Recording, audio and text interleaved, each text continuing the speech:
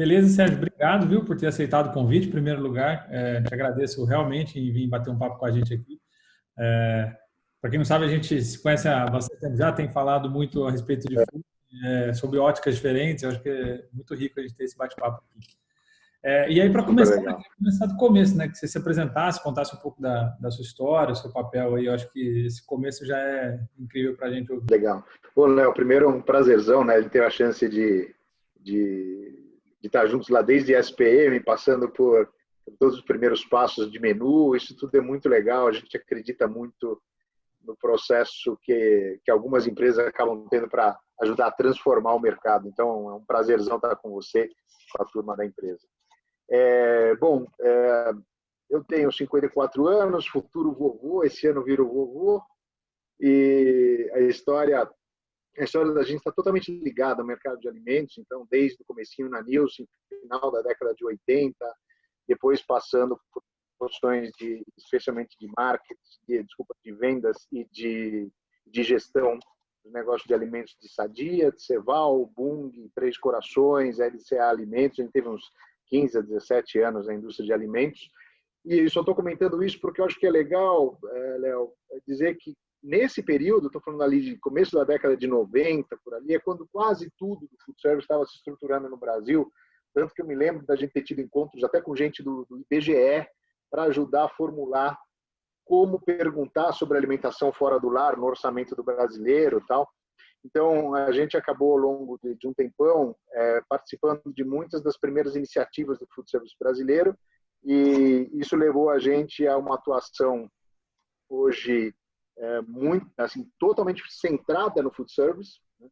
E onde a gente atua como conselheiro de algumas empresas, a gente atua como consultor, especialmente no campo do go-to-market, etc. E uma veia que a gente nunca perdeu, que é de ser pesquisador e gerador de conteúdo para esse mercado. E virei youtuber, né? Agora, então, tenho acompanhado lá os vídeos. Uma coisa interessante, eu acho. Food service com o Sérgio Molinari. Não, a gente vai fazer jabá dele depois aqui, pode deixar que vai ficar marcado Opa, legal, legal. que puder. Mas uma coisa legal de falar é que toda a informação praticamente que a gente tem do food hoje, eu desconfio que tem a sua mão ali, né? Então, assim, eu acho que eu já devo ter, sei lá, nos últimos 5 anos feito 500 reuniões, não sei contar, mas acho que 500 reuniões, vamos chutar assim. E nelas eu devo ter feito É, 400 citações de dados que você que gera, né? Então, qual que é o percentual de alimentação fora do lar, qual que é o consumo das pessoas, qual que é a distribuição de indústria, rede, enfim. E como isso é relevante para o setor, né? eu acho que esse é uma veia super importante, né, Léo? A gente, especialmente, assim, você é um cara que viajou o mundo inteiro já atrás dos temas de food service, etc. A gente faz a mesma coisa de uma forma também, ou através de missões, ou para estudar mesmo, e pesquisa muito através da internet. A gente tem uma carência enorme de informação no Brasil, né? E talvez um pouco do amadorismo, um pouco da fragilidade que a gente tem nas empresas aqui é que o balanço entre intuição e informação na tomada de decisão, eu acho que é uma característica desfavorável aqui. Então, a gente acabou optando por ter como um dos principais papéis da gente no mercado, e quase praticamente a missão da gente, né? Tanto que eu coloco ali que no logo da gente hoje, a gente Food Consulting inspirando boas decisões. Então, o que a gente definiu como missão é que através de conhecimento, de reflexão, de pensamento sobre o mercado, muito baseado em fatos, dados, informação, a gente procura fazer com que as decisões sejam melhores. Então, é muito na linha do que você falou. E o que acaba acontecendo também é que a gente tem no Brasil, em parte por conta dessa escassez de informação, ou a própria desorganização entre as entidades, né? Todas cumprem papéis importantes, mas de uma forma não integrada.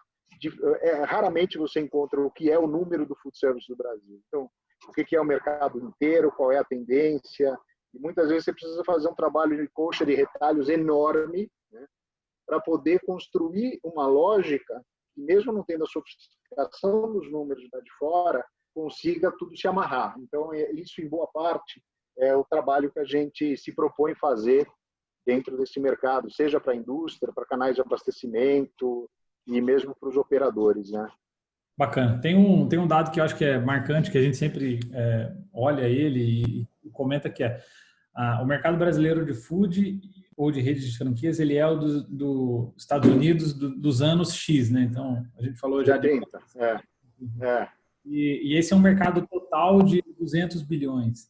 Né? E o mercado de alimentação fora do lar é um mercado de X bilhões. Então, assim, esses grandes números, a gente peca até neles, né? Não existe esse dado no IPEA, no IBGE, enfim, a gente precisa... E não é realidade fora daqui, né? Nos outros países, a maioria desses dados são organizados, né? Aí você tem questões desde começo, desde base de informação, né, cara? Porque quando a gente pega aqui, por exemplo, não dá para acreditar em base de CNPJ, que é teoricamente a informação mais, assim, informação de onde tudo deveria originar, porque você para uma empresa e não fecha e não encerra o CNPJ, ou você opera uma empresa que tem uma determinada atividade, mas o seu CNPJ está registrado com outra atividade, então tudo isso é muito complexo. E uma das coisas que a gente sempre tira desse tipo de conclusão, quando a gente monta essa coxa de retalhos, né, é conseguir entender coisas como, por exemplo, o Brasil, quando você vê o tamanho do mercado brasileiro na ponta, sei lá o que vai sair de Covid, né? Mas até o período anterior à Covid, o Brasil, a posição dele era de quarto maior mercado de food service no mundo. Só perde para Estados Unidos, China e Japão. E não é uma informação que vale a pena ter ou pensar sobre ela só do ponto de vista de curiosidade, ou para bater no peito e falar, pô, eu sou um mercado grandão. Mas é para entender, por exemplo, o grau de relevância que um mercado como o nosso tem num cenário de mercado globalizado. Tem muita gente hoje colocando em xeque se a gente está numa onda de globalização, mas de uma forma ou de outra. Numa arena tão escancarada como a de hoje, você ser quarto maior mercado do mundo, significa muita coisa do ponto de vista de fluxo de investimento, de acesso à tecnologia, de exportação de modelos nossos também e tal. Então, faz parte justamente desse raciocínio de conseguir situar o mercado da gente num contexto bem amplo, né? Ou seja, somos um mercado absolutamente prioritário nessa arena global do food service. E não deveria ser estranho a gente, em uma viagem para o exterior, por exemplo, encontrar uma franquia brasileira, né? Eu lembro a primeira vez que eu vi um girafas no exterior, eu fiquei assustado. E eu não deveria, não deveria ter me assustado, né? Eu deveria ter falado, cara, que bom, o Brasil exporta tecnologia, né? O Brasil exporta o setor, a gente é o quarto maior do mundo, sendo a nona economia. Então, natural que a gente exporte. Os girafas deveria estar em mais lugares e assim por diante, né? Eu acho que tem algumas questões, talvez duas centrais, né? Uma delas é, primeiro, os mercados fora do Brasil não são iguais, né? Então, se pegar um mercado americano, por exemplo, mais de 60% da grana que o food service movimenta nos Estados Unidos acontece através de redes, né? No Brasil, esse número, ano passado, era um número na casa de uns 15%. Então, você já tem por aí uma diferença enorme de características do mercado pelo simples fato de que rede é o drive do mercado americano, né? Então, mesmo os caras independentes nos Estados Unidos acabam tendo que se espelhar um pouco no raciocínio de rede, enquanto que no Brasil as redes têm um caminho que é um caminho normalmente muito distinto do caminho dos independentes. E aí, quando a gente pensa lá fora, o mercado americano, por exemplo, é difícil você imaginar um êxito de rede nos Estados Unidos com o perfil dessas que a gente normalmente tem levado para lá, um êxito se não for um projeto para ser um projeto muito escalável, né? Porque é muito da dinâmica de lá. Então, a gente fala de algum, se você pegar as 30, 40 maiores redes de lá, todas elas têm um footprint na casa de milhares de lojas, não é? Não é uma coisa, eu tenho 20 lojas, eu sou uma rede relevante lá. Isso não é por aí. Então, e aí eu não estou falando dos girafas, eu estou falando de uma forma um pouco genérica. O que a gente vê em muitos casos é um grau de adaptação ou de ajuste, ou até às vezes de desenho de um novo modelo que não é lá muito bem feito, né? Então, talvez o caso seja o seguinte: como é que eu levo redes ou posicionamentos brasileiros para jogar dentro de uma regra de negócio que é a regra de negócio do mercado fim, né? Lá do outro mercado. Então, eu acho que o problema da gente nem é tanto propostas de valor que não tenham sentido, mas talvez seja uma fragilidade em levar as redes brasileiras competindo dentro das regras de negócio e dentro da dinâmica de mercado que é característico dos mercados para onde a gente vai. Eu acho que é um pouco mais esse o motivo pelo qual a gente vê poucas iniciativas daqui do Brasil rolando por lá, né? Legal. Eu acho que é legal também a gente entrar um pouco a gente falou bastante de rede e o mercado pulverizado. Um número que a gente sempre expressa é que 80% dos comércios brasileiros são pequenos comércios individuais, né? De um empresário.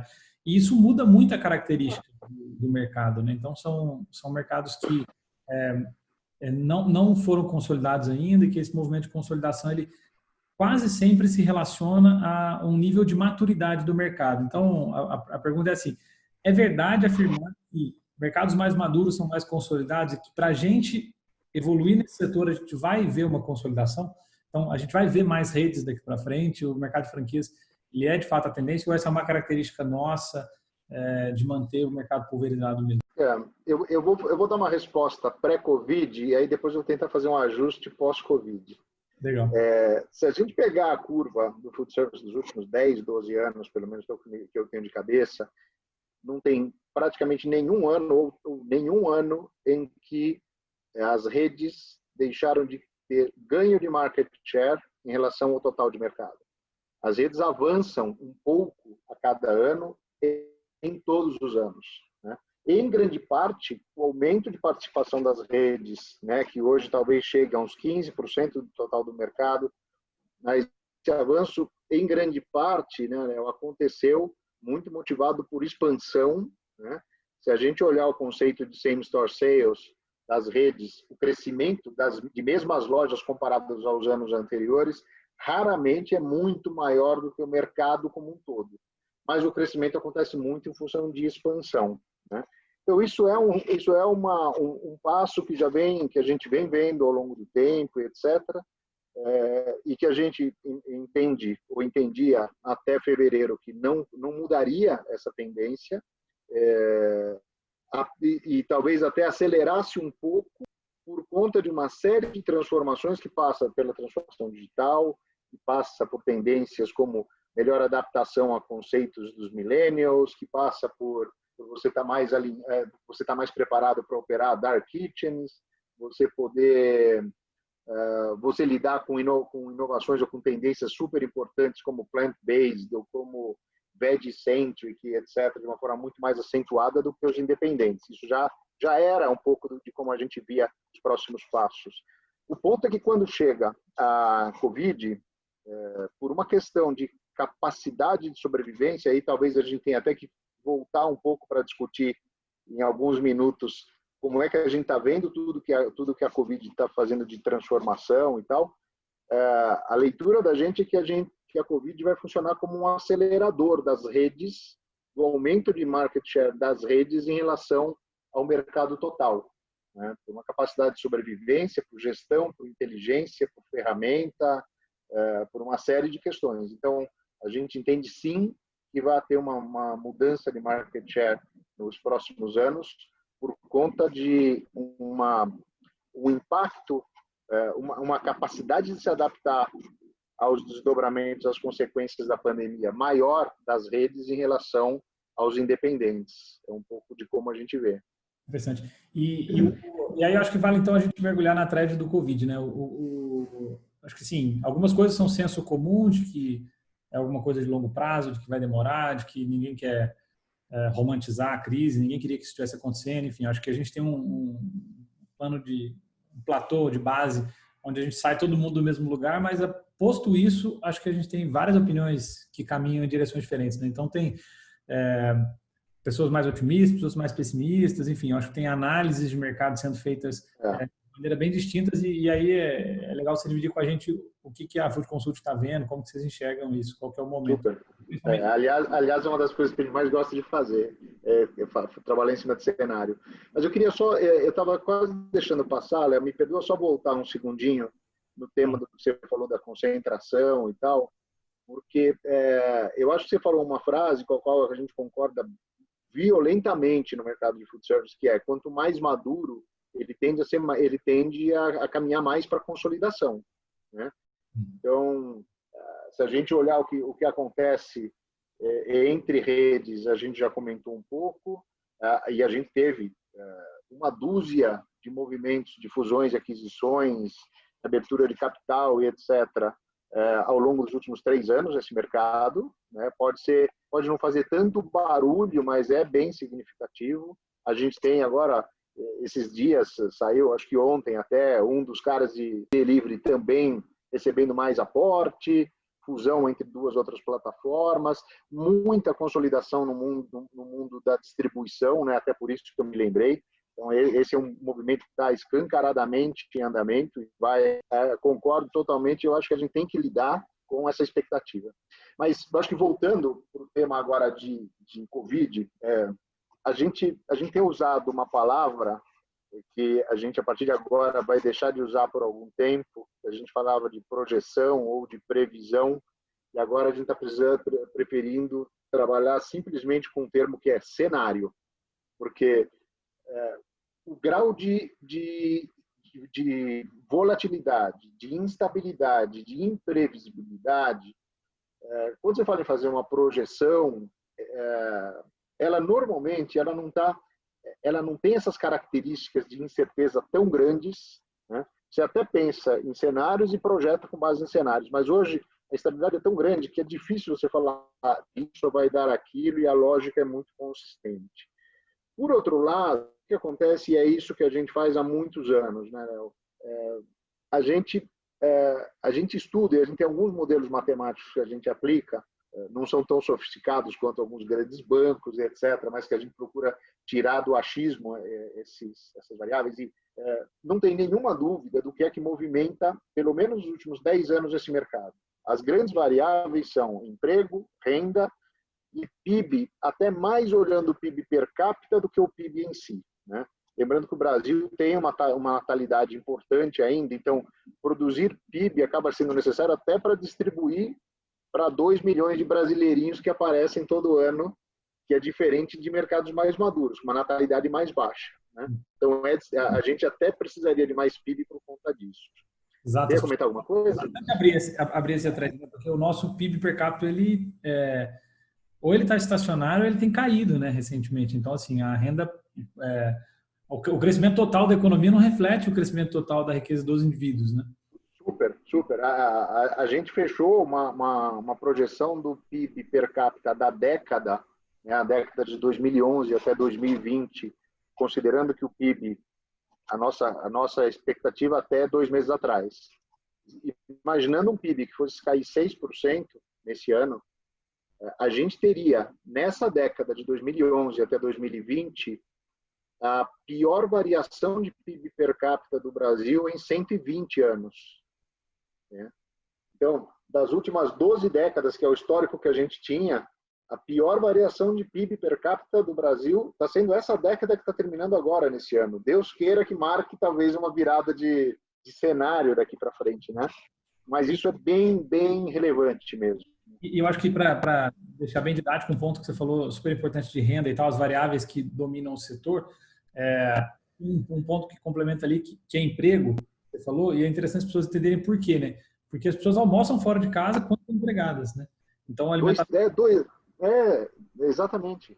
2/3 do consumo do food service acontece de segunda a sexta, realmente motivados pelo fato das pessoas estarem em alguma atividade externa, né? Mas aí o que a gente fez, Léo? Até eu estava rabiscando aqui uns números só para poder conversar um pouco com você. Então, eu vou colocar 3 fotos e aí a gente fecha dizendo como é que a gente trabalha como perspectiva para esse ano. Começo de fevereiro, a gente entrava no mercado de food service, começo de fevereiro, com uma visão de que essas variáveis fundamentais que a gente comentou. Então, PIB projetava crescer de 2% a 2,5% nesse ano. A taxa de desemprego, o número de pessoas empregadas estava na casa de uns 94 milhões de brasileiros. provavelmente chegaria a 95, 96 milhões de brasileiros, a renda projetava crescer uns 2%. Essa é a foto do começo de fevereiro, antes do tema Covid começar a impactar a gente. Quando é abril, ou seja, já lá com seus 20, 25 dias de Covid, a previsão do PIB não era mais crescer 2 a 2,5, era cair 5 a 6. Hoje isso daí já é uma realidade. Hoje o relatório Focus do Banco Central já fala desse número, né? Normalmente ele reflete com um certo delay. Então o PIB caía 5 a 6%, o número de brasileiros empregados já era de 89 milhões de pessoas, não era mais os 94 e nem os 95, 96 que a gente imaginava.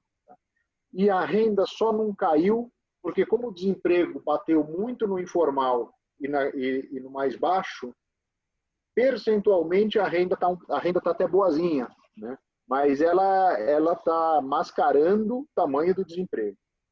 Quando a gente vem hoje para o PIB, nesse exato momento, quando a gente está falando aqui, Léo, a gente já está trabalhando nesse momento com uma projeção de PIB em queda de 8%.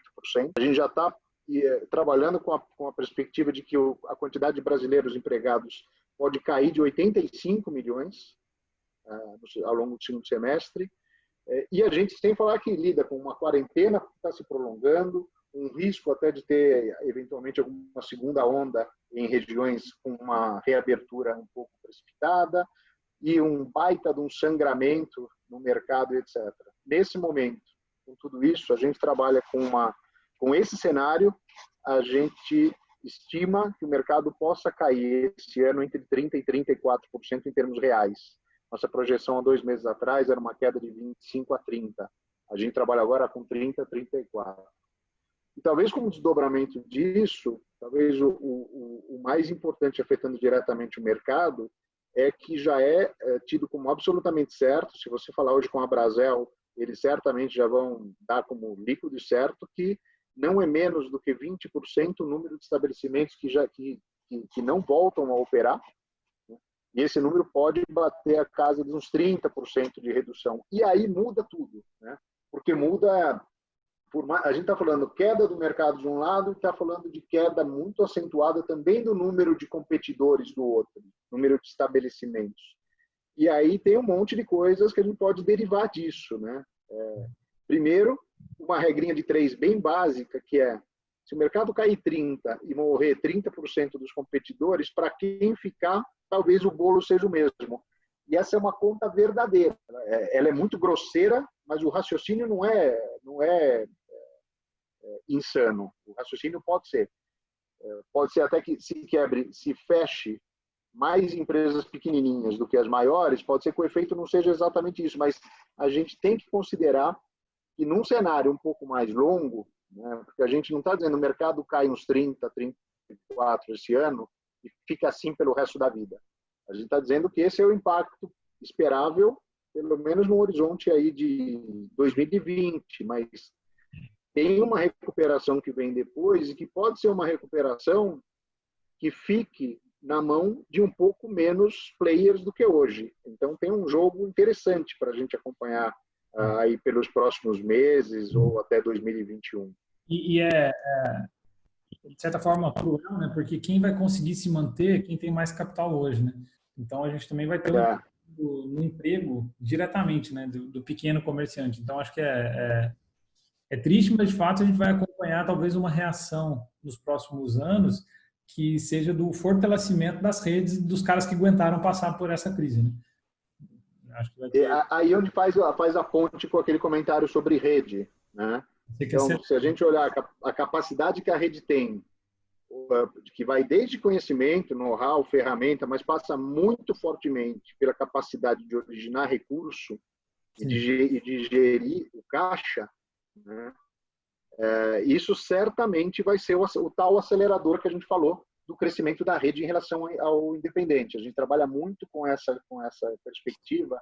E aqui eu não estou nem falando, Léo, de outros formatos, né, que vão sendo potencializados nesse meio tempo, dos deliveries, das dark kitchens, que também avançam junto com os deliveries e etc., transformando um pouco esse jogo. Então, talvez esse equilíbrio que a gente estava acostumado a ver de perto de 15% do mercado nas redes e 85% nos independentes, existe uma chance importante de ter o maior deslocamento de share da última década ou de todos os tempos entre redes independentes daqui para frente. Perfeito.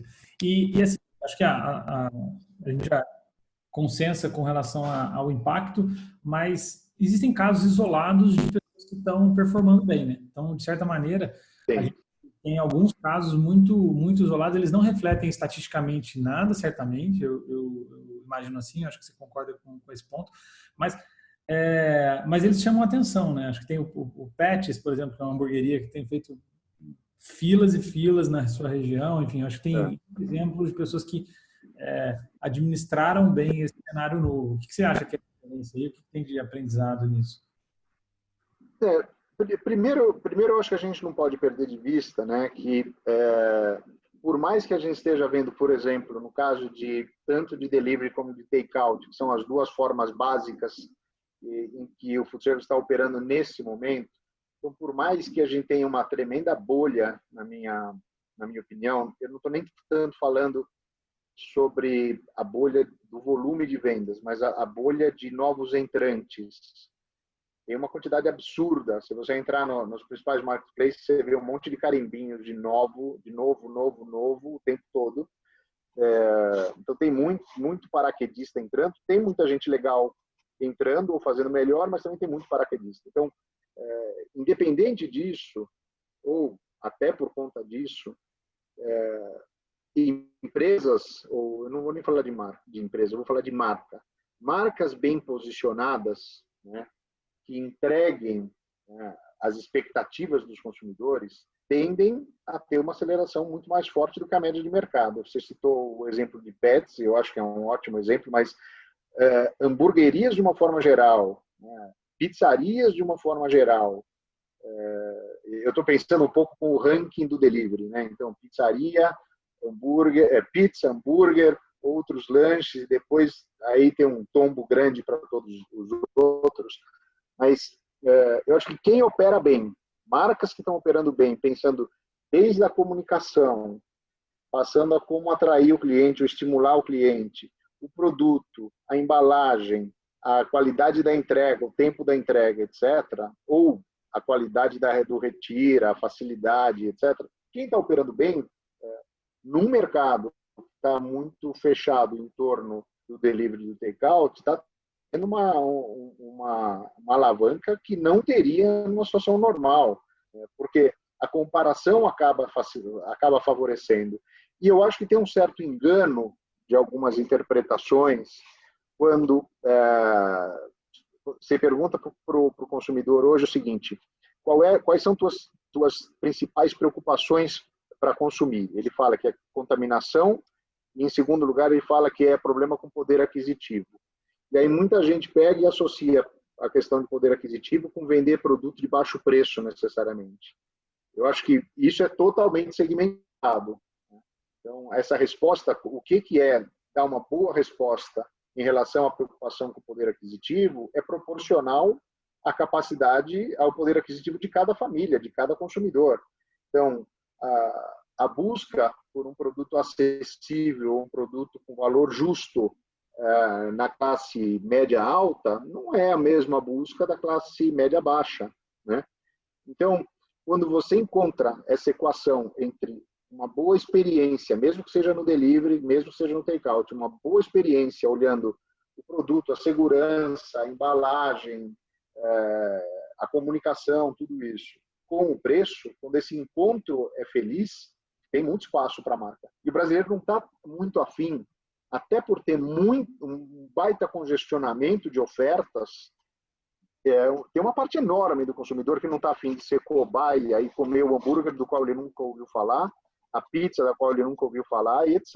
Então, as marcas que vão se provando e sendo cada vez mais, até organicamente, fortalecidas, essas marcas têm, na minha opinião, elas têm esse aval que elas estão recebendo, essa alavanca, podem fazer algumas marcas crescer numa velocidade que jamais seria imaginável. Sim, eu conversei com um amigo essa semana, ele falou a legitimidade do real estate, do prédio, do seu endereço. Então, por exemplo, um endereço na Alameda Campinas, por exemplo, é um endereço que vale muito, né? E essa legitimidade foi transferida para a marca e a rede social ganhou um papel. Então, exatamente. o endereço da Alameda Campinas agora não significa mais nada no delivery, no takeout. E o Instagram do Pets, que é no Instagram do Pets eles lavando os vidros com álcool, não sei se você já viu, é uma brincadeira super interessante. Já vi, é muito legal. O Instagram do Pets tomou o espaço do endereço da Alameda Campinas. Então, o Pets, mesmo não estando numa rua nobre, ele legitimou a marca através das redes sociais. Então, a gente quase que trocou o valor do imóvel pela rede social, né? Então, é interessante olhar dessa hora. E aí tem até um negócio legal, pensando exatamente no exemplo que você deu do Pets. Se a gente lê as pesquisas, e nesse momento tem muitas pesquisas legais no mercado, né? Então, a gente tem o impacto da Covid-19 no consumo do food service, a Galunion já está na segunda onda dela, muito legal. O Almoço Grátis com o GS Libra também tem pesquisas muito legais, sem falar em BCG, McKinsey. A pesquisa tem apoiado bastante algumas tomadas de decisão, e uma eu estou citando porque uma das conclusões que uma dessas pesquisas mostrou recente é que o consumidor diz, né, que ele, na hora de decidir de quem ele vai consumir, ele diz que ele vai consumir de marcas que ele tem a percepção de que estão indo além do mínimo ou do protocolo mínimo de segurança. Quer dizer, aquela marca que me convencer, né, que gerar uma percepção de que ela não só está cumprindo tabela em relação ao que ela tem que fazer em termos de segurança, de boas práticas e tal, mas ela está indo além, eu quero dessa marca, né? Então, é legal esse comentário que você introduziu para a gente tirar um pouco o raciocínio de que numa época de crise como a que a gente está, de que o fator de decisão é preço baixo, né? Eu diria que é muito mais value for money, é muito mais fazer. Eu tenho uma verba. A forma que eu melhor utilizar essa verba é o que fez mais sentido, e atrás disso que eu quero. Então, se a minha percepção é de que uma marca X vai proporcionar a experiência que eu espero, e em termos de segurança, que é um item tão crítico para o momento, vai me dar a tranquilidade de que ele está fazendo tudo e mais um pouco, né? Que a palavra confiança virou o carimbo que deveria estar escrito em assim, no DNA de qualquer marca de sucesso hoje. Essa marca ela pode até custar um pouco mais caro, mas ela vai se justificar. Então, a gente tem eu acho que esse peso realmente muito relevante de marca nesse momento. Legal. Eu costumo usar dois exemplos acho que são interessantes, que é Outback e Coco Bambu, né? Nenhum dos dois são baratos propriamente, né? Você não vai no Outback e, nossa, foi barato. O Coco Bambu também. Eles têm um preço que é razoavelmente caro e que é justo. Mas a percepção, e aí eu puxo o saco do Arthur, do Coco Bambu e do pessoal do Outback, a percepção de valor é muito boa. Você sai do restaurante e fala, que refeição fera. E aí, que eles não mudem o preço por conta disso, mas você fala, foi barato pela experiência. Pela experiência, do tamanho o tamanho do prato, a qualidade do atendimento, padronização e tudo, foi barato, foi bom, né? Então, Agora, sabe que é legal isso que você está falando? Você fazer dois comentários. Um deles, quando a gente colocou o pezinho na crise lá em 2015, e a gente acredita muito que o mesmo raciocínio vai valer agora. Quando a gente colocou o pé na crise de 2015, que levou 15, 16, 17 desse mercado, com números de 0 para baixo, a gente reuniu pesquisa do mundo inteiro, especialmente a pesquisa CREST do NPD, e a gente comparou uns 10 países e a gente viu acontecer exatamente a mesma coisa em 10 países. Estou falando dos Estados Unidos, Canadá, França, Itália, Espanha, Alemanha, Reino Unido, Austrália e tal. Todos eles, nos anos que se seguiram à crise, o tráfego do food service caiu, o movimento de transações caiu e o ticket médio subiu. E, em grande parte, a interpretação, falando em uma frase, eu vou comer menos vezes, mas melhor. Eu vou valorizar a minha grana. Então, ao invés de eu gastar o meu dinheiro disponível para alimentação, fazendo muitas refeições ou lanches, eu vou, usando uma palavra que está muito em uso hoje, eu vou buscar significado para essa grana. Então, eu acho que essa talvez seja a consideração que a gente deveria fazer justificou essa grana, né? Que é o que você está falando do Outback, do Coco Bambu e tal. E até hoje, a experiência, por exemplo, do Outback no delivery, não sei se você teve a chance de pedir, mas o fato de você pedir e ver aquele famigerado pãozinho australiano, sem você ter pedido, cara, aquilo custa muito pouco, faz um efeito muito legal. Você tem uma trilha, né? Você tem uma trilha sonora para tentar minimizar a frustração de que você não pode estar na loja, mas você está em casa comendo aquele pãozinho de entrada e ouvindo uma música que te remete à loja que você gosta, é muito legal, né? Então, essa característica de excede é muito legal. E o Coco Bambu também, eu não sei se é uma percepção pessoal minha, eu vou até perguntar isso para o Arthur, mas eu fiquei com a sincera impressão de que as porções do delivery são maiores. E aí eu não sei se isso procede, mas se proceder faz muito sentido, porque no geral em casa você vai dividir o prato, talvez em outras refeições. E sem dúvida nenhuma. Você pode guardar ele na geladeira. Então eu me sinto, o pãozinho do Outback para mim é quando no dia seguinte eu falo, nossa, já tem Coco Bambu aí, porque, né? Não, mas eu acho que é totalmente verdadeiro, né? Porque falando com o iFood, eu não sei se esse tema saiu no papo que você teve com o iFood esses dias, mas uma das configurações de pedido que mais cresceu são pedidos com itens familiares, né? Pedidos para atender um número de pessoas diferente do padrão anterior. O delivery era um pouco mais individual ou poucas porções do que ele é hoje, porque hoje virou tema para refeições, virou abastecimento para refeições de família, de grupo, né? Então, essa é uma parte da história. A outra que a gente até discutiu na semana passada, Léo, a gente teve um webinar com o pessoal da ABRE, que é a Associação Brasileira de Embalagem. Uma das discussões que surgiu foi justamente o fato de que a embalagem hoje, que facilitar você levar o resto da refeição para a geladeira, ela é uma embalagem valorizada, ela é uma embalagem que cumpre um papel que o consumidor fala, legal. Eu me sinto mais à vontade de pegar isso que eu não comi o prato inteiro, que eu pedi um prato maior ou 2 pratos para alimentar minha família, sobrou, né? Eu sou o tigrão, eu gosto de furar a geladeira na madrugada ou acordar antes do resto da casa e comer no café da manhã, né? E não sou só eu. Tenho certeza que tem gente assistindo a gente que pensa mesmo, que age da mesma forma. Mas a embalagem, além de tudo que a gente sempre falou de embalagem, a embalagem passou a ter que cumprir também esse papel, né? Porque nesse momento, e aí vem um ponto, a gente tem que também analisar o que está acontecendo em relação ao delivery. Eu tenho dito que olhar o delivery em 3 momentos.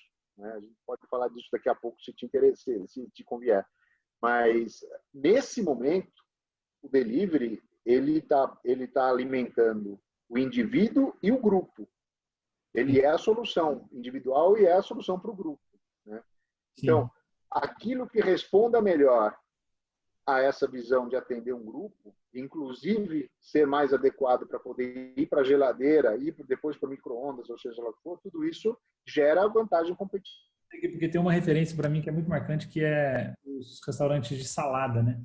Como eles também se posicionaram numa dinâmica diferente agora na crise, né? Porque as pessoas, nos primeiros 10 dias, eu vou dividir a minha experiência, eu conversei com centenas de amigos e todos descreveram mais ou menos a mesma experiência. Nos primeiros 10 dias, eu pedi o que eu pedia no delivery. O que eu pedia no delivery era bobagem, né? Era comida de final de semana.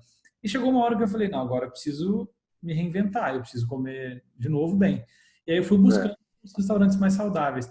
E aí comecei a encontrar alguns. Eu anotei uma referência aqui que é o Salad Bowl, né? Que é um cara que faz um trabalho sensacional, assim, porque a embalagem é muito boa, a porção é muito boa. O produto tem qualidade, óbvio, mas eu acho que tudo que você falou, o entorno, né? Então a marca, a porção, e aí a gente fez 2, 3, 4 compras seguidas, eles ligaram. Eu falei, nossa, será que ele vai tentar bypassar o marketplace? Não, não era. Ele queria só saber se estava tudo bem. Ele falou, não, continua por lá, está todo mundo em paz, mas eu queria saber se você está feliz, se está recebendo um produto. É um nível de atendimento que acho que muda, né, a perspectiva de qualidade. E aí eu vou falar exatamente o contrário. Eu concordando com você, mas dar um exemplo contrário. A gente, costumava comer uma pizza boa, né? Boa, próximo daqui de onde a gente reside, até um belo dia que uma amiga da minha esposa sugeriu uma outra pizza, que a gente nunca tinha ouvido falar, também próxima daqui. E a gente tem procurado enfatizar ou priorizar estabelecimentos do entorno de onde a gente mora. Aí, um belo dia, a gente comprou a primeira vez essa pizza recomendada por alguém, estava excelente e num preço ligeiramente menor do que a que a gente costumava consumir. A essas alturas, a gente já deve ter feito pelo menos 7 pedidos dessa outra pizzaria, nenhum da anterior. E eu, ontem à noite, na 7ª pizza, não na 7ª no mesmo dia, mas na 7ª seguida do mesmo local, e fiz exatamente o seguinte comentário. Eu falei, se eu fosse o dono da outra pizzaria, que tem o meu telefone, que sabe o que eu pedia praticamente toda semana a pizza de lá, eu teria pego o telefone e ligado. Tudo bem, Sérgio? Estou vendo que faz 2 meses que você não pede pizza, tá tudo bem, vou te mandar um voucher, né? Sei lá, alguma coisa. Não, ele me perdeu, né? Então, você está contando uma história de um cara que foi fazer um pós-venda para ampliar o teu grau de satisfação e para se assegurar da tua boa experiência. Eu estou contando, talvez, a velha guarda, que faz parte dos estabelecimentos que talvez não se aguentem nos próximos meses, que é o cara que não tem o menor raciocínio de CRM. Eu não estou falando de ferramenta de CRM, eu estou falando que o cara não tem ele não tem um modelo mental de gestão de relacionamento com o cliente. Perfeito. Eu costumava cortar cabelo num barbeiro e ele tinha o CRM. O CRM dele era um caderno. Ele anotava tudo. Ele marcava a data e aí ele falava, você corta quanto tempo? 45 dias, tá bom. 44 dias eu te mando um lembrete. E eu adorava, e isso funciona bem. Então era um caderno, um WhatsApp, assim, CRM não precisa ser sofisticado, né? Pulando para o próximo tema, eu acho que tem 2 tendências que a gente vê falar muito nesse universo do food, que é as dark kitchens, né? E aí tem um nome estranho, né? Acho que sofisticado, assim, porque a gente primeiro tem uma expressão em inglês para explicar uma lógica que fica escondida, né? Esse é um tema super relevante da gente falar. E depois algumas outras tendências também de alimentação vegetal, enfim, acho que tem outras coisas para a gente abordar, mas as dark kitchens, elas estão muito conectadas com o delivery, né? E aí acho que é interessante a gente explorar isso um pouco. Como é que você tem visto? Eu vou pela segunda vez, eu vou furar teu olho, vou dar um passo atrás, porque eu acho que a gente tem uma certa responsabilidade quando a gente está fazendo um papo como esse, né, cara, que é passar um pouco de visões talvez um pouco diferentes do que é o commodity que está rolando pelo mercado. Estou querendo falar sobre justamente a perspectiva do delivery, né? Delivery no ano passado significou mais ou menos 8,5% do faturamento total do food service no Brasil, né? E quando eu falo em delivery, o delivery é delivery total. É o telefone, é o WhatsApp, é o aplicativo próprio, é o aplicativo, é o agregador, o que for. 8,5% mais ou menos. Tem gente que fala que é 9%, tem gente que fala que é 8%, mas não está lá muito distante. E o mercado vinha crescendo alguma coisa como quase dobrando a cada ano nos últimos anos. A previsão é que aconteceria uma coisa parecida com isso também em 2020. O que acontece é que ele muito mais, assim, a curva de aceleração dele exponenciou total, né? Então, dá para brincar dizendo que talvez ele tenha crescido 2 anos em 4 meses. Né? E aí todo mundo fica falando delivery, delivery, delivery, como se isso fosse a solução para todo o resto dos tempos. Então, de agora até o final do mundo, as pessoas só vão se alimentar através de delivery. E isso não é verdade. Um dos pontos tem a ver com o que você mesmo tinha trazido, que é uma grande parte das refeições acontecem durante o dia útil, acontece no ambiente por conta das pessoas estarem trabalhando, estudando, em compras, seja lá o que for, de segunda a sexta. E 2/3 do consumo do brasileiro, historicamente, acontecem dentro dos estabelecimentos, nos salões, que é uma proporção diferente de Europa, que é uma proporção diferente dos Estados Unidos. O raciocínio de consumo on the go, ou de consumo na casa, ou de consumo no escritório e assim por diante, é muito maior nesses outros mercados. O Brasil, ele é ainda, não sei se por atraso ou por característica, ele está muito vinculado ao consumo nos estabelecimentos, que estão fechados nesse momento. Tirando algumas poucas exceções, então Santa Catarina, Rio Grande do Sul e uma outra praça, um outro município localizadamente, mas via de regra o Brasil está fechado. Então, o peso do delivery, né, a gente enxerga que tem que pensar em 3 momentos. O momento atual, que é um momento de mercado, o salão está fechado. Mercado 2, o salão em período de reabertura, que pode levar meses, com restrições muito importantes. E uma situação que é, sei lá, esse apelidinho de novo normal, que a gente vai enxergar provavelmente só em 2021, alguma coisa por aí, né? Então, vai ter uma reacomodação. A conta mais agressiva que a gente está fazendo hoje é de que o delivery, numa situação normal daqui a 1 ano e meio, o delivery vai representar de 15% a 18% do mercado. A conta mais forçada. E por que eu quis fazer essa quebra aí do ritmo da gente? É para dizer que o delivery assume uma proporção, um ritmo de crescimento muito grande, uma proporção que vai ser bem maior do que o que já era, mas a gente não pode assumir ou não pode falar de uma forma como se o atendimento no salão fosse sumir. Porque se a gente ouvir tudo que está se falando, parece que é isso que está acontecendo. E não é isso que está acontecendo. E, aliás, não é só o delivery que também está num momento de crescimento exponencial. É o delivery, é o take-out, uma série de outras possibilidades. Perfeito. E talvez aí, voltando um pouco para a tua fala sobre Dark. Você ia comentar alguma coisa? Não, o que eu ia dizer é que assim, o e-commerce como um todo acelerou, né? Eu acho que a perspectiva ela é verdadeira, né? A gente pode tratar o delivery como um braço do e-commerce, né? E sendo um braço do e-commerce, ele cresceu, ele pode estar num platô maior, mas ainda assim ele não é o único canal, né? E no campo de alimentação, menos ainda, né? Se a gente lê qualquer literatura atual sobre varejo e sobre o papel do e-commerce no varejo, eu acho que o raciocínio de omnicanalidade ele está muito escancarado. E por que a gente tem que pensar que omnicanalidade só existe no varejo de vestuário, no varejo alimentar, no varejo eletroeletrônico, etc. Não, ele vai acontecer no food service também.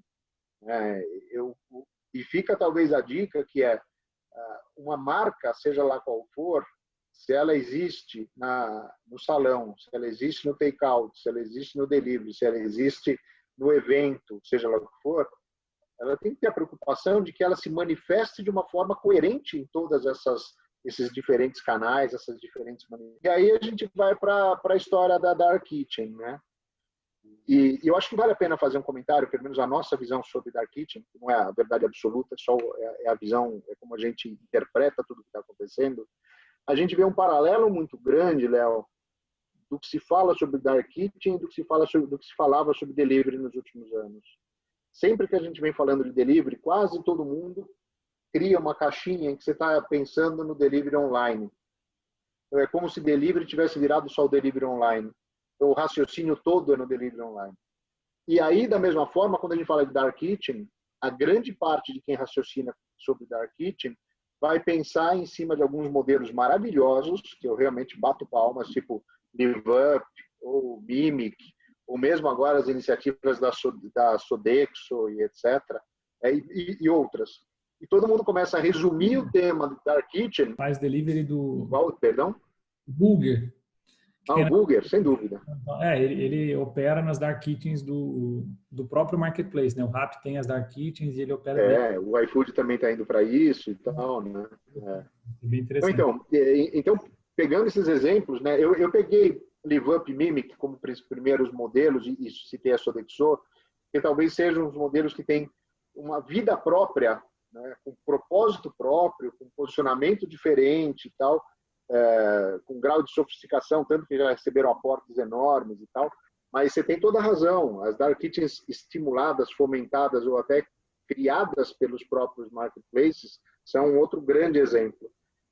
E onde eu quero chegar com essa história é que Dark Kitchen não se resume a isso. Ano passado a gente esteve em São Paulo trazendo empresários do Rio Grande do Sul, fazendo uma missão técnica junto aos marketplaces. A gente visitou todos eles, todos os maiores, e visitando algumas Dark Kitchens e visitando algumas operações, alguns operadores que operam bem com delivery e tal.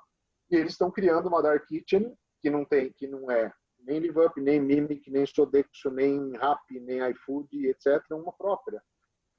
E, de alguma forma, tem muitos restaurantes que também estão se desvestindo do atendimento ao público e se transformando também em Dark Kitchens.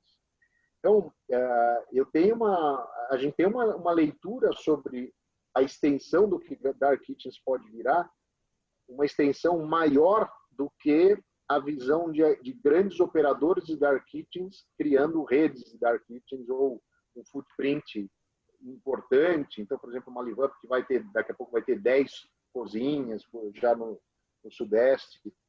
A gente enxerga uma massificação de Dark Kitchens locais, de Dark Kitchens regionais, de Dark Kitchens formadas a partir de grupos de empreendedores de restaurante, etc., que vai chacoalhar esse mercado. Então, a gente acredita com uma tendência de crescimento muito forte, mas a gente sente a necessidade de dizer que não é só através de grandes grupos ou grandes operadores de Dark Kitchens que esse mercado vai ser feito. E eu acho que a gente entende que tem uma oportunidade, sim, importante para empresários regionais e para empresários locais empreenderem suas Dark Kitchens. Tá? Eu acho que esse é um comentário que vale a pena fazer. E que obviamente, vai na esteira do crescimento do delivery de uma forma geral. Que, aliás, a gente aposta fortemente numa desconcentração do delivery nos próximos anos. Uma liderança muito forte de quem a gente já sabe que é o líder muito forte. A gente aposta que essa liderança muito dificilmente é rompida, mas a gente acredita numa proliferação de outras soluções, tanto de pedido como de entrega, acontecendo nos próximos anos. A gente vê um movimento enorme, uma organização, não é nem uma organização, mas muitas organizações no sentido de prover soluções de pedido e entrega acontecendo nos próximos tempos. Tem uma solução que chamou a atenção nos últimos meses. Acho que tem uma solução que chamou a atenção nas últimas semanas e meses, né, que é da Goomer Go, que é tudo via WhatsApp. Não sei se você já teve contato com eles.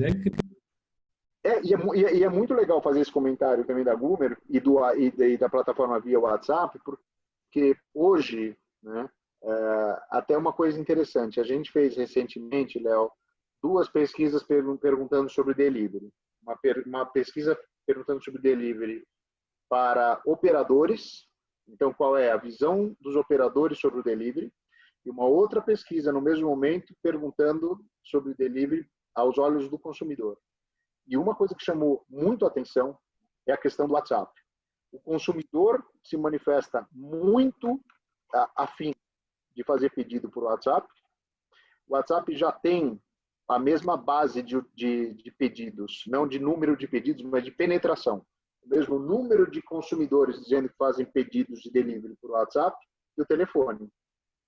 Então, a gente sempre imaginou uma curva ascendente de pedido online, né, por aplicativo, e descendente de telefone. O interessante é que o WhatsApp já tem a mesma penetração que telefone, ou seja, crescendo. Só que quando você faz a pergunta sobre forma de atender pedido para o operador, ele não curte o WhatsApp. Ele não considera o WhatsApp uma ferramenta importante, porque ele pensa o WhatsApp como se ele fosse pessoa física atendendo pessoa física, né? Ele não pensa inteligência e ferramenta ligada ao WhatsApp. Ele pensa que ele tem que ficar atendendo alguém o tempo. Ele tem que ter 2 pessoas atendendo o pedido para o WhatsApp no modelo como se fosse só pessoas físicas batendo um papinho num chat, né? Sim. Mas é legal. O consumidor ele enxerga no WhatsApp uma ferramenta com a qual ele se identifica muito e que o WhatsApp costuma oferecer uma vantagem que ele não quer colocar 10 aplicativos de 10 restaurantes diferentes no smartphone dele. Então, se tiver uma ferramenta que não seja necessariamente o iFood, Uber Eats, Rappi, Delivery Munch, mas que seja algum outro agregador que tem uma ferramenta de WhatsApp, tem conversa diretamente com o que o consumidor diz que gosta. Só que o operador ainda não sabe e não quer saber disso ainda. E é estranho pensar que o Facebook vai deixar isso passar, né? Não deixou passar nada até agora, vai passar essa? Né? Não parece... ou vai pagar um preço, ou vai pagar um prêmio. Não parece fazer muito sentido que o Facebook deixe essa onda passar. E aí, cara, falando um pouco sobre tendências, né? Então você falou alguma coisa de plant-based, a gente já comentado sobre o consumo dos millennials e por aí afora. A gente tem uma ruptura, né, por conta da Covid, mas essa ruptura é quase como quando a gente vê um gráfico que ele tem uma linha ascendente, aí dá uma quebrada e depois volta ascendente. Todas as razões pelas quais temas desde sustentabilidade, alimentação saudável, bem-estar, alimentos frescos, consumo de vizinhança, alimentos super locais, não tem razão. E foi, perdão? É uma tendência crudívera, né, das pessoas comerem alimentos crus e em maior quantidade, né? Eu vejo que todas dessas principais tendências, Léo, todas elas são muito sólidas, né? Porque tem a ver com o planeta, tem a ver com as relações entre as pessoas, com mudanças de valores, mas eu vejo que tem um certo efeito, talvez um efeito sanfona nesse momento, né? Porque as pessoas podem até estar um pouco mais sensibilizadas para algumas questões, mas nesse momento o foco de atenção está na sobrevivência, está na segurança, está na capacidade aquisitiva e etc. Então, eu diria o seguinte, tem alguns movimentos que a gente tem que, dependendo de cada empresa, de cada marca, etc., que você tem que olhar o seguinte, num horizonte longo, isso existe, né? Então, quando eu alongo uma visão que não é para o segundo semestre de 2020, que não é para 2021, mas quando eu olho 2025, 2030, tem alguma razão para que essas macro tendências não voltem ou não tenham um espaço crescente no mercado? E eu acho que dos exemplos que a gente deu, a resposta para todas elas é sim, todas elas têm um espaço crescente no futuro. A longo prazo, voa, né? Aumenta a market share, aumenta a relevância, mas não é o que a gente entende que vai acontecer no prazo imediato. No prazo imediato, a gente entende que a desorganização de toda a cadeia de valor do food service, ela atrapalha a questão do abastecimento, a questão do mix de produto, a questão da regularidade e até a própria sensibilidade. Tem um desequilíbrio de prioridades, tem um desequilíbrio. O que é experiência de consumo, né, que era uma coisa que vinha sendo meio que construída paulatinamente, ano após ano, a experiência de consumo nesse momento, o tema é mais importante do que nunca, diferente do que muita gente fala. A experiência de consumo, para mim, é totalmente relevante. Só que o que é mais importante agora é um pouco diferente do que era mais importante até agora há pouco. E essa situação, ela vai se estabelecer, se restabelecer. A gente não sabe exatamente como vai ser. Tem muito achismo ainda nesse momento. E até eu vou fazer um comentário de um estudo que eu li hoje de manhã. Eu acho que é da OMS. O Brasil é um dos países em que a população acredita que a Covid-19 vai desaparecer mais rápido no mundo. Então, a gente tem, por característica, ser muito imediatista e extremista. Então, ou a gente é muito otimista ou muito pessimista. O brasileiro acha, está tudo um caos, mas ele acha que, comparado a outros países de população relevante no mundo, o brasileiro é o que acha que a crise acaba mais rápido, o que pode ser um baita risco, né? Porque quando você pensa dessa forma, você acaba agindo em função de pensar isso, né? Então, eu acho que esses trends que a gente está falando, talvez eles sofram um impacto um pouco mais de retardamento, né? Mas, ao mesmo tempo, muitas das coisas que a gente está falando têm a ver com o desejo de uma relação de consumo melhor para a vida da gente. Então, no longo prazo, eu tenho muita segurança de dizer sim, a gente vai conviver com isso cada vez mais, mas num prazo que não é muito curto, talvez a gente tenha muito ruído nessa cadeia ou na sustentação da curva que vinha. Sim. E eu acho que o otimismo da população no geral, acho que ela atrapalha quando a gente está vivendo uma crise, né? A gente lida com o otimismo de um jeito problemático, assim. Eu também acho. diminui a nossa capacidade de se planejar e se organizar e fazer planos de ações que são eficientes, né? Então a gente fica muito no tem um termo em inglês que é wishful thinking, né? Que é o Wishful thinking.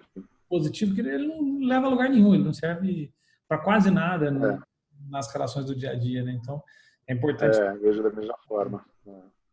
Boa, Sérgio. Cara, acho que tem uma última pergunta que depois, né, não é a última ainda, mas a última desse primeiro bloco, assim, que é o bloco principal, que é assim, como que a gente entende que os agentes desse setor estão em momentos diferentes, né? Eu acho que é legal a gente separar 4 blocos aqui, se você quiser me corrigir, fica à vontade, mas eu vejo produtores, né, no geral, distribuidores e brokers, então empresas que são relacionadas ao setor, atacadistas e varejistas que de alguma maneira influenciam fortemente a dinâmica desse setor, e os operadores lá na ponta, né? Se ele fosse fazer um conjunto de parâmetros, assim, saudabilidade do negócio deles, o que eles estão fazendo diferente agora, o que eles poderiam fazer, né? Se a gente consegue fazer uma análise rápida desses 4 aspectos, assim, como é que está a vida das indústrias, dos distribuidores, atacadistas e operadores? Eu acho que quase que necessariamente a gente tem que pensar esse assunto primeiro na sequência em que um reflete no outro. O que eu estou querendo dizer é que na parada do modelo de operação e com todos as questões de segurança, de confiança, limitação e tal, o primeiro ponto que sofre impacto direto é o operador. Então, primeiro eu acho que a gente tem que pensar nisso como qual é o caminho em que essas coisas uma reflete na outra. Então, o entendimento da gente isso começa no operador para chegar até o produtor. E o outro é sobre a interdependência entre esses agentes que você colocou. Talvez eu até consolide um pouco o broker com o distribuidor atacadista, meio que pensando num cara no meio que é o abastecimento de uma forma geral. Tá?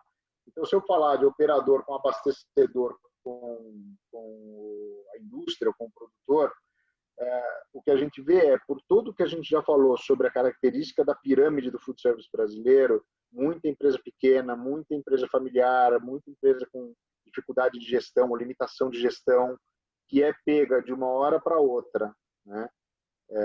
Por característica, sem fôlego financeiro, sem liquidez, sem capital de giro, sem capacidade de acessar capital de giro e tendo que tomar decisões com as quais ele nunca lidou nessa profundidade, nessa velocidade. Não precisa dizer que a situação de quase que insolvência das empresas tem sido muito grande. A gente já tem, como eu te falei, a estimativa hoje da Brasel é que a gente já tenha 20% das empresas que estão fechadas e que não reabrirão. Esse número pode piorar até uns 30, talvez um pouco mais. Então, isso é fato. Estou nem entrando nas questões de emprego e tal, porque faz parte da equação de como lidar com a dificuldade toda. E essas empresas, a gente leu isso, assim, o cenário mais agudo. O setor era um setor que não tinha mais do que 15, 16 dias de fôlego de caixa. Situação mais otimista, o setor tinha 30 dias de caixa, a gente já está à casa dos 80 dias, não precisa dizer aonde que cada um foi. Isso acontece na ponta, a cadeia de abastecimento quase que necessariamente acaba sofrendo impactos diretos. Então, tem um efeito dominó enorme. E uma coisa que talvez pouca gente ou saiba ou pare para pensar é que esse cara intermediário, na sua grande parte, né, se eu falar de distribuidores, por exemplo, também são empresas familiares, tudo bem, de um porte muito diferente de um restaurante, mas são empresas familiares, são empresas locais, empresas de dono, que têm uma trajetória de construção do seu legado aí durante décadas e tal, mas que, no final do dia, são empresas que têm de 2% até 5% de margem de lucro. E tem um ciclo de venda e um ciclo de caixa também muito apertado, que tem uma exposição, né, ao crédito que foi dado para o restaurante enorme. Né? Então, quando acontece o que aconteceu na ponta, o reflexo no distribuidor é enorme. E até me lembrando, por exemplo, o Açaí, que é um outro ente, né, que é o atacarejo dentro dessa cadeia, reportou que parece que o segmento teve uma queda de 25% das vendas em função dos transformadores do food service, né? Então, o impacto é muito grande. E como a margem é muito apertada e o ciclo também acompanha muito o modelo de operação do distribuidor, ele também não tinha fôlego para suportar o quê? Os cancelamentos de pedidos, que foram enormes, os cancelamentos de entrega de pedidos, os pedidos de prorrogação, o grau de inadimplência e etc. Então, ele se viu da noite para o dia, o canal intermediário, especialmente o canal que tem como no food service a maior parte do seu negócio. Ele se viu da noite para o dia com um faturamento absolutamente reduzido e tendo que encarar a inadimplência, atraso, cancelamento de entrega, e etc. Para que eu estou contando a história dos primeiros 2 elos da cadeia? Para dizer que do outro lado, e eu não estou falando que a vida da indústria é fácil, mas para dizer que do outro lado, que é no produtor ou na indústria, né, que via de regra tem empresas maiores do que os canais de abastecimento e muito maiores do que os operadores, que tem mais informação no mercado, que tem mais inteligência de negócio, que tem mais capacidade de gestão, né, e que normalmente tem um mix de negócio um pouco mais diversificado, esse cara acaba tendo, na minha opinião, um papel absolutamente fundamental de minimizar a desgraça ao longo da cadeia de valor. Então, eu vejo muitas iniciativas muito legais acontecendo, né, de empresas grandes, muito grandes, empresas médias, mas eu receio que a gente vai ter uma desorganização na cadeia de abastecimento muito grande, porque enquanto a gente não tiver uma recuperação razoável, bem razoável dos volumes de venda e assim uma já definição de carteira de cliente, de o que é que existe como universo, como novo universo a ser atendido, a cadeia tende a ficar desorganizada. Então, eu acho que o papel da indústria hoje é um papel que tem a ver com know-how, ajudar na tomada de decisão, no diagnóstico da cadeia de abastecimento e, por decorrência, gerando benefício para a ponta. Acho que não tem muito como escapar, ela tem feito isso parcialmente, em alguns mais, outros menos. Eu acho que ela tem a necessidade de aportar fôlego financeiro para a cadeia de valor, né, na forma de prazo, na forma de negociação, na forma de negociações especiais. E eu acho que até educação ao longo da cadeia toda. Eu acho que isso também é fundamental, chegando até o consumidor. Então, eu acho que o papel da indústria hoje ele é um papel muito mais crítico do que jamais foi, inclusive mudando algumas posturas, né? Então, por exemplo, ao longo dos últimos anos, a indústria teve um foco muito grande, né, especialmente as que medem, tem KPIs, que indicadores de desempenho com os seus canais de abastecimento, elas colocaram um foco muito grande, por exemplo, em positivação. Se o mercado vai passar a ter 30% a menos de players do que tinha, talvez seja muito mais relevante de agora em diante você pensar em mix de produto, você pensar em valor agregado, você pensar em muito grande. E tem um agravante nesse meio que acaba colocando ainda mais pressão lá no começo, né? Que no caso é o produtor ou é a indústria, que na opinião da gente tem a ver com o seguinte: o dinheiro deveria estar chegando para o setor, não chegou, assim, acesso a dinheiro tem uma relação direta com o risco que você representa para quem vai te colocar o dinheiro, vai te abastecer de dinheiro. E nesse momento, pelo estado em que as empresas já estavam, pela gravidade do que a gente está vivendo, o que a gente está observando é a quase totalidade do dinheiro que deveria ter chegado ao setor não chegou. E me parece difícil que vá chegar. Sim. Daí, inclusive, o impacto fica muito mais grave, e aí ele faz o quê? Esse efeito dominó que vai terminar na indústria vai se acentuar ao longo do ano ainda. Legal. Muito bacana a sua visão, Sérgio. Eu acho que fazer uma reflexão que, para mim, serve como consolidação desse conhecimento, eu acho que é legal também para quem está ouvindo, que é assim, de certa maneira, é mais fácil para o governo injetar dinheiro na indústria e fazer a indústria levar dinheiro para a cadeia. Parece isso um raciocínio bastante natural, né? Porque ele tem menos risco em ajudar a indústria. Parece que, de maneira geral, também o mercado não colocou esse dinheiro no setor ainda, então é um setor que está perecendo desses recursos. De certa maneira, a indústria deve sofrer menos também. Então, eu acho que eu concordo 100% com tudo que você disse. Assim. E é uma pena que a gente não tenha conseguido se organizar como setor privado e público ainda para fazer isso. Né? A gente vê exemplos em outros países que estão funcionando super bem, com e algumas manutenções. Eu acho que França tem um exemplo legal, Canadá também tem um exemplo legal, Estados Unidos tem um exemplo bacana. Aqui, muito do que a gente está vendo é um reflexo na Bolsa. Né? Nos últimos dias tem tido um spike de ação, mas não reflete a economia real. Né? A economia real, as pessoas... no real que você tem essa importância tão grande do pequeno, do micro, pequeno e médio empresário. Não é ele que se beneficia de uma movimentação, por exemplo, de fluxo de dinheiro pela bolsa, né? Até só falando de uma coisa de uma forma alternativa ao que você tinha colocado, será que é uma questão de o governo deveria ter dinheiro colocado na indústria para a indústria soprar esse dinheiro pela cadeia? Mas eu fico pensando se talvez primeiro o seguinte: o que está acontecendo, seja onde for no mundo, a minimização do impacto tem que acontecer ou acaba acontecendo via apoio de governo. Então, se não vier via governo, as empresas por si não têm a capacidade delas virarem a situação de liquidez, de acesso a capital, de capacidade de investimento e tal, por si só. Tá? Talvez o dinheiro devesse vir ou pudesse existir ou ser viabilizado, porque o dinheiro existe, está carimbado. Existe esse dinheiro. Né?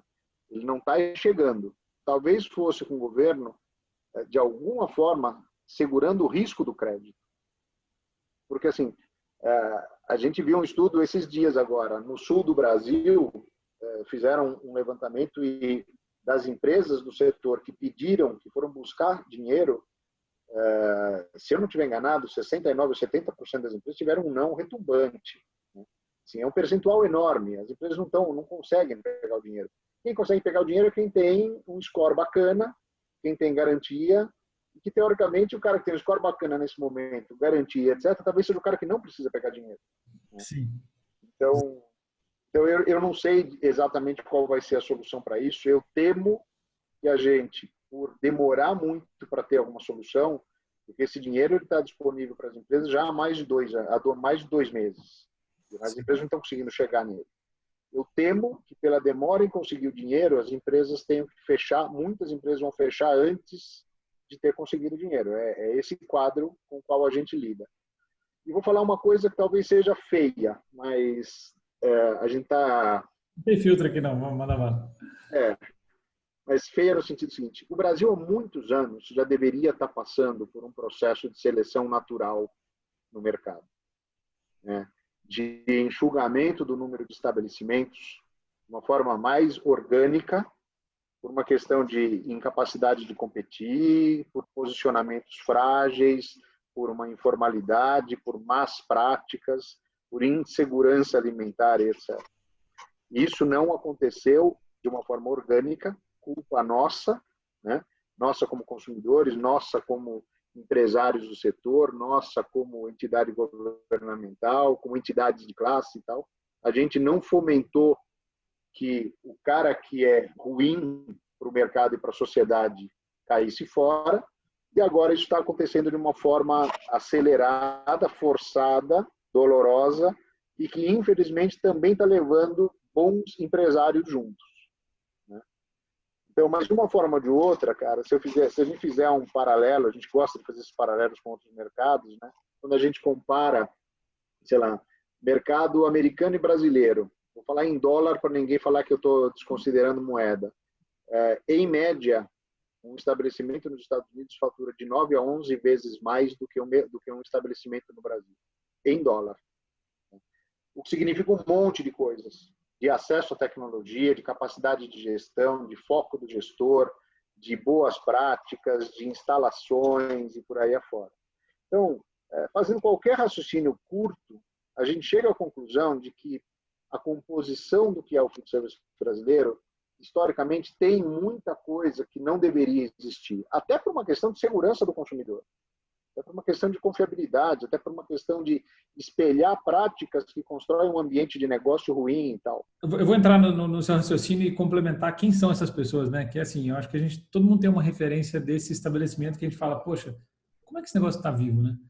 O atendimento é ruim, a comida tem uma qualidade péssima, ele sonega todos os impostos, os funcionários não têm uma qualidade adequada, porque de certa maneira também a gente pode cair na cilada de romantizar esse comerciante que é o comerciante que não é profissional e ele toma o espaço, falando de espaço físico, ele toma o espaço físico, o real estate de um estabelecimento. De mercado, mas espaço de mercado. Ser melhor administrado, e ele ocupa um lugar na cadeia que é valioso, né? Então, assim, a saída desse estabelecimento permite outro chegar. Então, eu acho que também, só para a gente não cair nesse lado de falar, poxa, mas então estão torcendo para que esses estabelecimentos fechassem. Não, eles são pouco produtivos para o setor, né? Eles ajudam um pouco a economia como um todo. E eu vou até te falar o seguinte, pelo setor, mas eles têm uma quantidade enorme que é nociva para o consumidor. Por isso que quando eu falei que nós todos somos culpados, o primeiro componente que eu falei é o consumidor. Porque se o consumidor punisse o cara que está abaixo do razoável com o não consumo, esse cara teria morrido ao longo do caminho. Então, quando a gente se permite consumir onde notadamente não dá para confiar, ou que você percebe claramente que o cara faz coisas inadequadas na tua cara, quando a gente está consumindo ali, você está dando aval para ele continuar existindo. Então, começa com a nossa relação com consumidores não conscientes, é isso que eu estou querendo dizer, e depois vai para a gente como empresário, a gente como formador de opinião, a gente como entidade, e por aí afora. Né? Vou dar um dado que simboliza isso, e pelo amor de Deus, que os donos de lanchonete não entendam que isso tem a ver com cada um, com um ou outro deles individualmente. Mas nessa nossa pesquisa de impactos da Covid, a gente perguntou para os consumidores onde que eles consumiam antes da crise e onde que eles consumirão a partir do momento que os estabelecimentos vão reabrir. Dos principais estabelecimentos, ou dos estabelecimentos que são mais habituais do consumidor brasileiro, o que mais vai perder penetração é a lanchonete. Aquele bar-lanchonete tradicional de rua, né? Não o bar-boteco da noite. Esquina, o bar-lanchonete. Café da manhã, almoço, lanche da tarde, janta. Né? Exatamente. Esquina, no e geral. quando a gente aperta a pesquisa, sabe o que vem? Vem o seguinte, ele é o estabelecimento de todos os principais que eu frequento, ele é aquele que eu menos confio. Porque o chão está sujo, porque o balcão está sujo, porque a estufa é mal cuidada, porque o salgado fica ali 8 horas, porque eu toco no balcão do caixa para pedir um Trident e eu vejo que o balcão está todo melado, né? Uhum. E aí eu vejo como ele trata o funcionário, eu vejo como o cara traz a comida lá de dentro da cozinha de uma forma inadequada, né? Que não tem higienização da mesa. Então, eu tô generalizando, falando das más lanchonetes, eu não estou falando das lanchonetes em geral. Só que tem uma quantidade enorme delas que tem essa característica. E o consumidor está dizendo, hoje teve um bichinho que é o coronavírus, estimulando a minha preocupação em relação à saúde, higiene, limpeza, etc. Hoje eu vejo que, putz, aquele cara não era onde eu deveria estar comendo, né? Então, só que isso está acontecendo forçado agora e não ao longo de 2 décadas. Não, justo.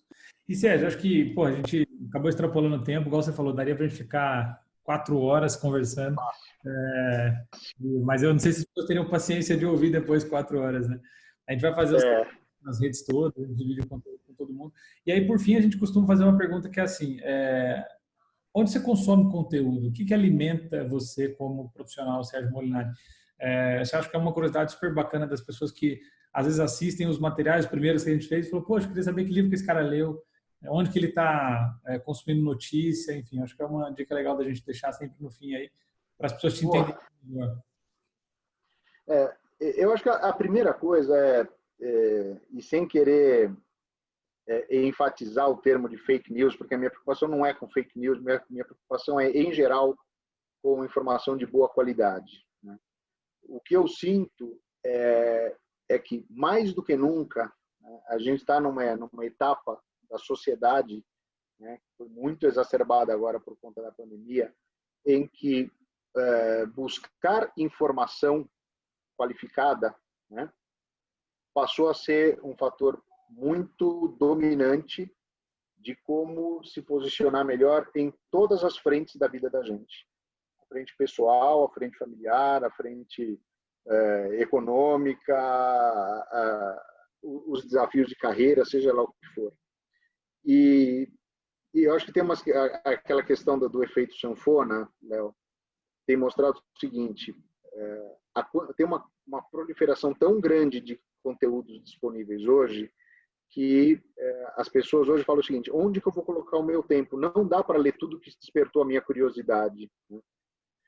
Mas eu diria hoje o seguinte: eu acho que as pessoas, de uma forma geral, hoje tendem a, a buscar formar um repertório de fontes que sejam as fontes que deem segurança, qualidade de informação suficiente para aquilo que é importante para elas. Então, se a gente está falando de um blog, se é um canal no YouTube, se é um jornal, se é um telejornal, se é algum formador de opinião, algum influencer, etc. Mas aquilo que a gente está numa fase de fazer seleção de conteúdo e de criar repertórios de fontes que abastecem aquilo que para a gente é relevante e que é caso a caso. Eu não sei se eu consegui responder a tua pergunta, mas eu acho que a gente está... Às vezes o excesso, ele pode parecer bom por ter muita disponibilidade, mas o excesso leva a gente para fazer depuração. Eu acho que esse talvez seja o grande desafio desses momentos. E como quase tudo que a gente fala está ancorado em pesquisa, a gente leu isso hoje de manhã exatamente numa pesquisa que as pessoas explodiram a busca de informação durante o mês de abril. Estou falando no prazo até imediatíssimo para falar de uma coisa de longo prazo depois. Elas explodiram quando eu não sei o que está acontecendo, o que é Covid, o que vai acontecer com o mundo, com o emprego, com a saúde, com a economia, com a sociedade. Explodiu em abril, começou a serenar, ou começou a enxugar um pouco em maio, e o que a gente entende como visão de futuro, e aí casando um pouco com uma expectativa que a gente tem de que as pessoas, em boa parte, comecem a ter uma relação com a sua visão de futuro um pouco mais preocupada, um pouco mais atenta, né? É que as pessoas vão procurar criar um repertório que seja mais útil e mais crível, mais seguro para se posicionar em relação à sua vida. Legal. É meio filosófico, mas é Não, mas é bacana. A sua eloquência é boa. Conversar contigo é uma delícia. Então, ficaria aqui ouvindo horas, assim. Daria para a gente conversar muito tempo. A gente desliga esse e começa o próximo. A gente faz outro. Boa. Sérgio, cara, de verdade, muito obrigado. Desculpa se eu esqueci Prazerzão. alguma coisa aí, se ficou alguma pergunta de fora, acho que é sempre bom. Vamos deixar já o próximo marcado. Saindo aqui, a gente Claro. Mas, de coração, muito obrigado pelo seu tempo aí, porque você tem dedicado para o setor. Eu me coloco ao seu lado aí nessa jornada que é impulsionar o setor de food service como um todo. Então, acho que a gente está do mesmo lado, olhando para a mesma coisa. Acho que é super bacana ter um parceiro como você aí nessa luta, nessa jornada que a gente está construindo. Bacana mesmo. Obrigado, viu? Cara, eu acho que é por isso que a gente levou quase 5 segundos para falar sim quando você sugeriu a live. Acho que estamos totalmente juntos nisso. E também vou colocar à disposição lá o canal Food Service com Sérgio Molinari para a gente publicar, para a gente subir também esse vídeo por lá. Eu acho que é muito legal o bate-papo, porque a parte legal da conversa não é necessariamente o que eu falei. Eu acho que é a lógica toda que você colocou, os exemplos, eu acho que todo o racional que você procurou encadear para poder levar para as pessoas. Então, vai ser muito legal amplificar essa discussão da gente de hoje. Valeu mesmo. Obrigadão, viu, Sérgio? Abraço. Legal, cara. Obrigado.